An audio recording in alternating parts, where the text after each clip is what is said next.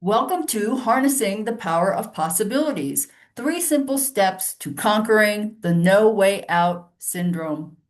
Ask yourself this: when was the last time you found yourself at a crossroads or had to make a major, possibly life-changing decision, and you ended up doing something based on what you thought you couldn't do in a million years, not on what you might do?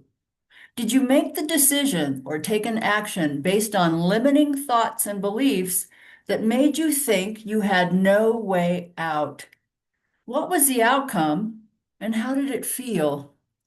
Now ask yourself this: how would it feel if you took an action based on the idea that anything could be possible? If you didn't worry about the outcome, what would you let yourself consider? What options might you have? What choices or decisions could you make? The decisions we make and the actions we take throughout our lives are usually based on our thoughts and beliefs about our present circumstances, as well as our past experiences. You did this, and this happened. You didn't do that, and that happened. Over time, this becomes the unexamined and unconscious criteria we use to make future decisions. Challenging the not in a million years approach to living our lives and allowing ourselves to see all of the possible roads we could take and all of the options that might be available to us can certainly be overwhelming and scary. But it can also be a golden opportunity to make some fundamental changes in our lives. It can mark a turning point in how we live our lives.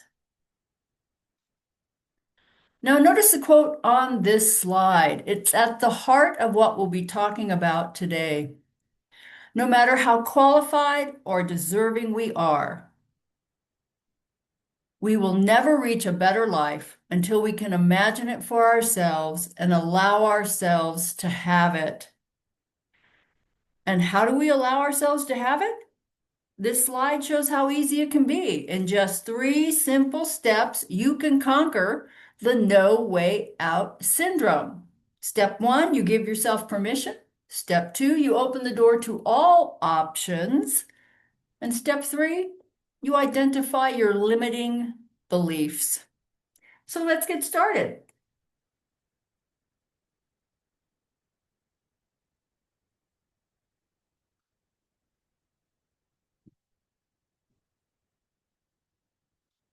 Step number 1, giving yourself permission.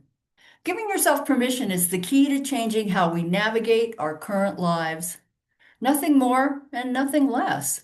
Permission to stay or go. Permission to say yes to a new path or a different direction. Permission to say yes to ourselves. Permission even to say no, or ironically, to do nothing if it's the best course of action.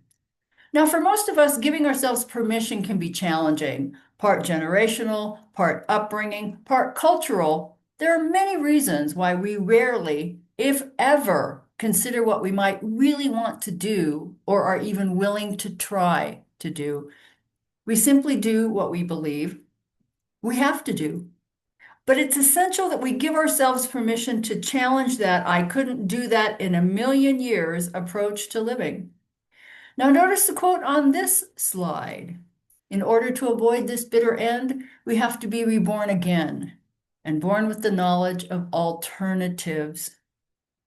When you give yourself permission to think about what you want, why you want it, and what you're willing to do or even try to do, you free yourself to at least consider alternatives. And giving yourself permission to consider alternatives is the key to getting from where you are to where you could be. Ideas that might not have occurred to you in a million years might now reveal themselves. So here's an example from my own life.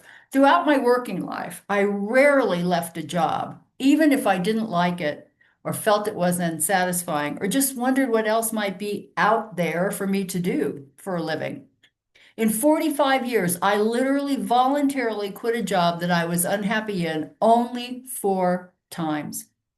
And each of those times, the first step I had to take was giving myself permission to even consider walking away from my sure thing job. Now let's look at what giving yourself permission means for you. So on this slide, you'll see 4 questions that you could ask yourself to determine what it means. So the first one, of course, is what does giving myself permission mean to you? Write down words, phrases, and feelings about the concept of giving yourself permission.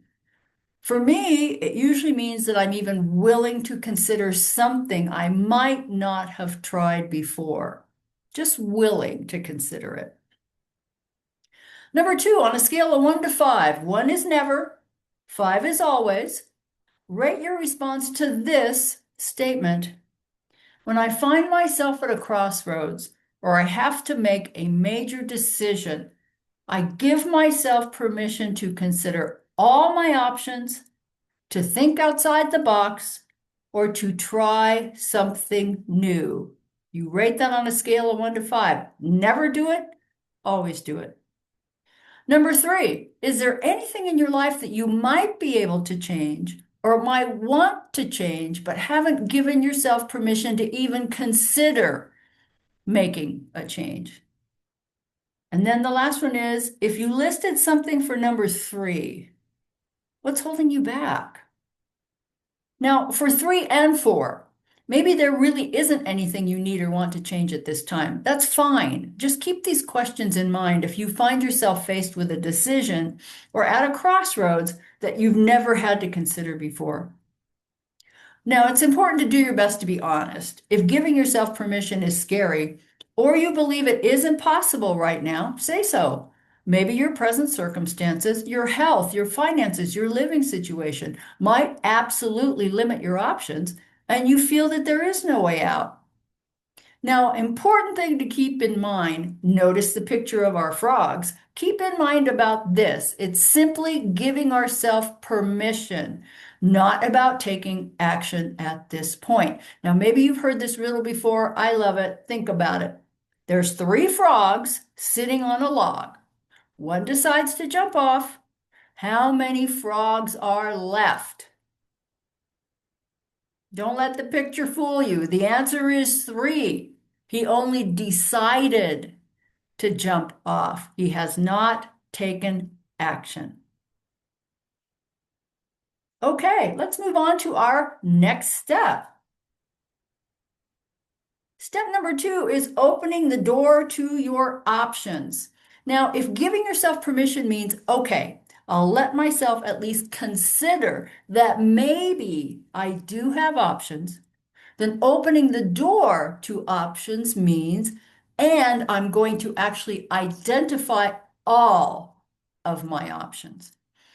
Now, have you heard of the story titled The Horse Might Sing? Love this. There are many different versions, but my favorite goes like this. Nasrudin was caught in the act of stealing and sentenced to die. Hauled up before the king, he was asked by the king, is there any reason why I shouldn't take your head off right now? To which Nasrudin replied, I am the greatest teacher in your kingdom, and it would surely be a waste to kill such a great teacher. So skilled am I that I could even teach your favorite horse to sing, given a year to work on it. The king was amused and said, very well then, you move into the stable immediately, and if that horse isn't singing a year from now, we'll think of something interesting to do with you. Now, as Nasrudin was moving into the stable, his friend chastised him. Now, that was really foolish. You can't teach a horse to sing no matter how long you try. Nasrudin smiles and said, I don't know that at all. I have a year now that I didn't have before, and a lot of things can happen in a year. The king might die. I might die. The horse might die. And who knows, the horse might sing. I love this story. It's a message about hope, a reminder that anything is possible and that there are always options, including the not in a million years option of the horse actually singing. Now, notice the quote on this slide. This comes from Barbara Shear's book, I Could Do Anything If I Only Knew What It Was. She said this, all their lives they did what had to be done and didn't bother daydreaming about alternate lives because they never expected to be free enough to have a choice. Now, when you find yourself at a crossroads or having to make a major decision, how often do you avoid daydreaming about alternative lives? At the start of this webinar, I asked you to ask yourself, if I didn't have to worry about the outcome, what would I allow myself to think about? What options might I have? What choices could I make? Now, when it comes to opening the door to options, willingness is the key. If giving ourselves permission means thinking about what might be possible, then opening the doors to options is about being willing to name them, all of them. But remember, this is still just about understanding that there are always options and you need only consider them. You are still on the log. You have not jumped off yet. So this slide shows 4 questions that will help you determine what opening the door to options means for you. So of course, number 1 is, what does it mean for you? Write down words, phrases, feelings about opening the door to options. For me, when I give myself to consider leaving my sure thing job, when I did that, the next thing I had to look at was all of my possible options, even if it meant not leaving my sure thing job. Then on a scale of 1, strongly agree, or 5, strongly disagree, rate your response to this statement. I believe my options are limited. You either strongly agree with that or you strongly disagree, or somewhere in between. Number 3, if there's something in your life that you might be able to change or might want to change, describe all of the options that might be possible, regardless of the consequences or the outcome, whether real or imagined. For anything then you cited in number 3, the last one is, what are you willing and not willing to do? Once again, do your best to be honest. If it's scary to acknowledge that you do in fact have options and you're willing to even consider them, say so. And of course, your present circumstances might absolutely limit your options. For number 3, if there is something in your life that you might be able to change or might want to change, the key to describing all of your options is letting go of the fear of the consequences or the outcome, whether real or imagined. This is just identifying all of the options. That's all.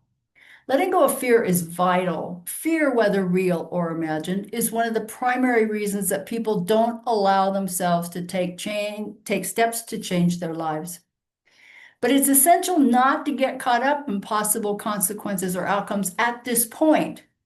You're just letting yourself consider all of your options, which could include acknowledging that you don't have a lot of options at this time.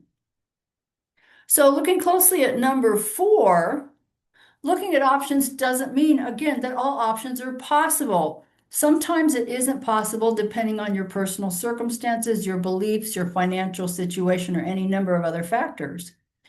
For example, maybe you'd like to find a new job or get that car repair finally taken care of, but your financial situation just won't let you make this possible at this time. If you're not willing to do it, that's perfectly okay. This is just about being honest with yourself. If you honestly believe that you are not willing to do something at this time, then so be it. Just be certain that you're perceiving your circumstances non-judgmentally and correctly. Now, again, maybe there isn't anything you need or want to change at this time. That's fine.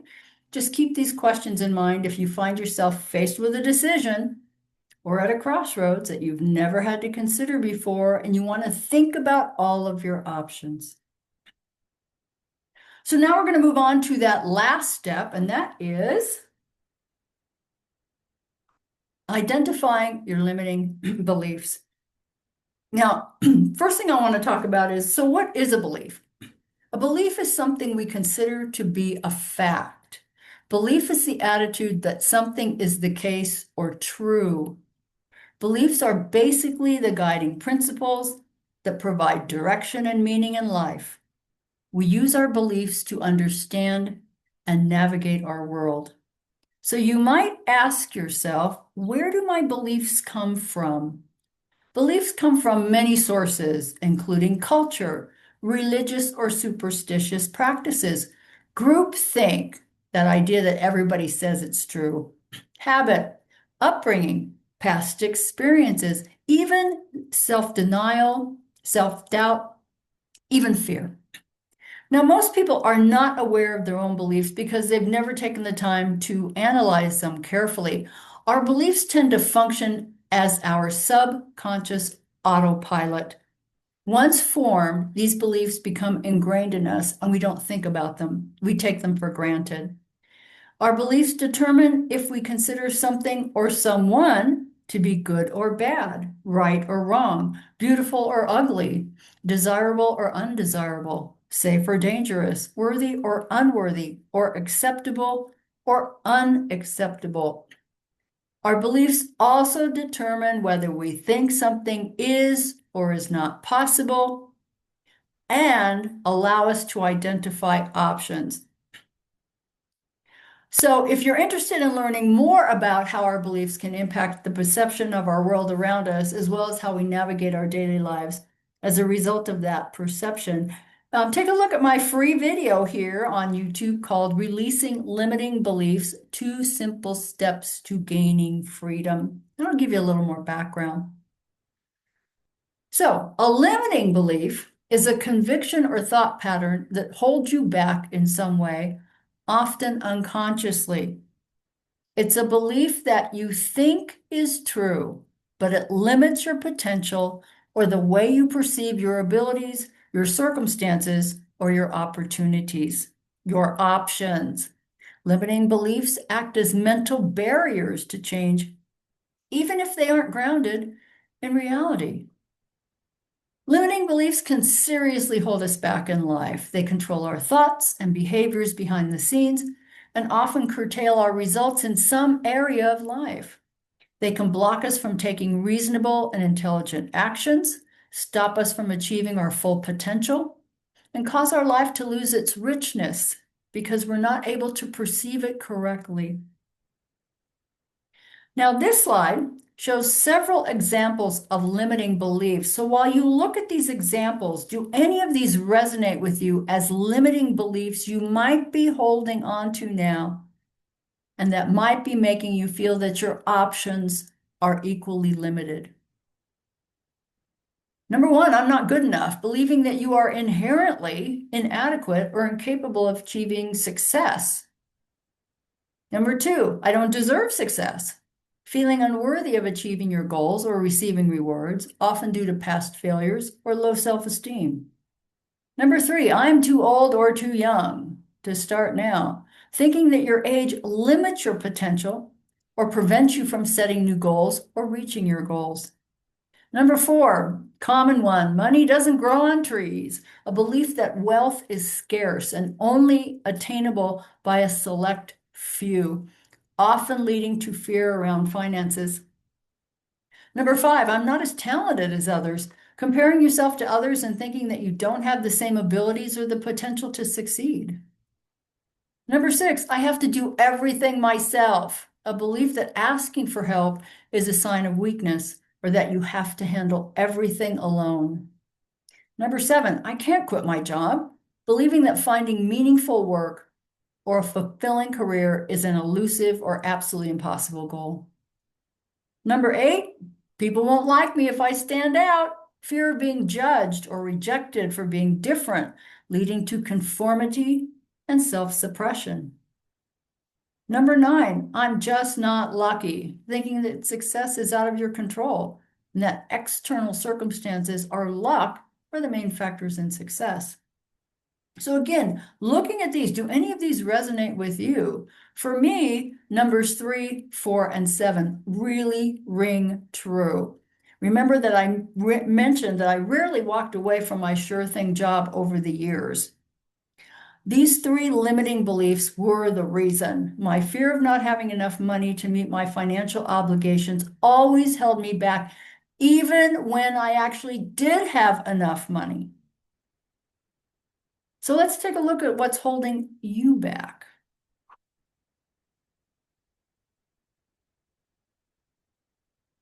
This slide shows 3 questions that will help you articulate any limiting beliefs that you may have now. I've included some examples for each that will help you articulate what it is that is limiting for you. So number 1, what limiting belief do you have that may be holding you back or no longer serve you? Remember, our beliefs are things that we often don't even consider. We don't analyze them anymore. Thinking about the principles by which you navigate your daily life, describe any limiting belief you have. So I've included one example to help us work through there. I'm too old to change careers. Number 2, ask yourself, so where did this limiting belief come from? Think about all the reasons why you hold this belief. Remember, beliefs can come from many sources: culture, religious or superstitious practices, that groupthink, habit, upbringing, past experiences, denial, self-doubt, fear. It's important to know where your limiting beliefs come from because some reasons might be harder to overcome than others. So for the example of I'm too old to change careers, where does that often come from? It can come from self-doubt. It can come from fear. I don't know if the grass is greener on the other side, so I'm staying with the devil I know. Denial, social pressure, and groupthink.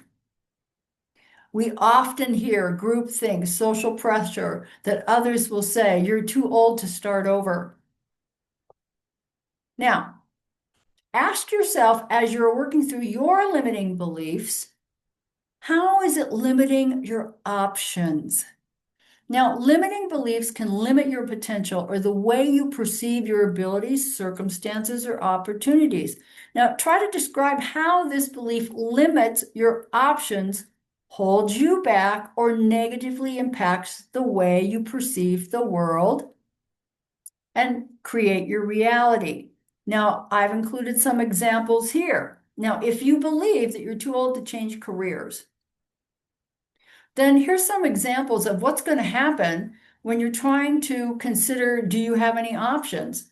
I'll never be able to pursue a job that I really love, so I'm not even going to bother applying for a new job. That option goes away.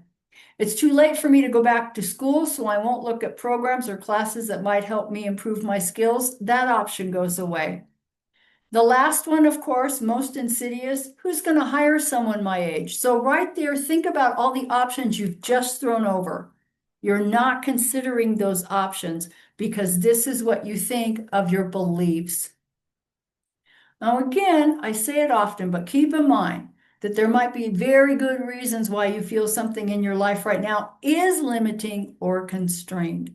Maybe change isn't possible. And your belief about why it's not possible is perfectly reasonable. That's okay. The purpose of this exercise is to learn how to recognize that you believe something is limiting, why you believe it, and how it might be holding you back.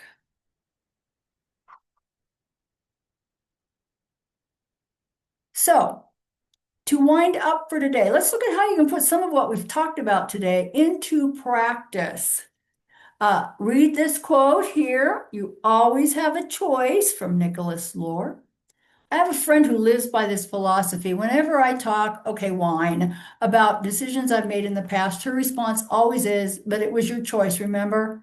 I hate it when she says that, but I also know that she's right. It was my choice. I always have a choice. For me, knowing that I have options is essential to my peace of mind and spiritual well-being. Having options means the difference between seeing a way ahead or a way out, or staying in a deep hole that I have occasionally dug for myself or fallen into.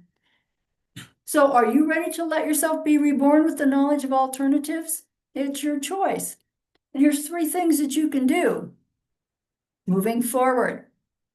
1, identify all of your limiting beliefs and be willing to challenge them. It may take some time to uncover your beliefs, but it will be time well spent. The quality of your life depends on it. Spend some time now uncovering, challenging, and maybe even eliminating your limiting beliefs, and you will improve your life experience to a greater extent. Number 2, Pick something you want to be, try, or do that you haven't undertaken yet and apply what you've learned in this webinar today. What are your alternatives? What are you willing and not willing to do? Remember that this is simply about getting in the habit of giving yourself permission and allowing yourself to consider all your options. That's all. Number 3, find the courage to change if change is needed. This is always an important one. Only you can know whether it's time to make a change.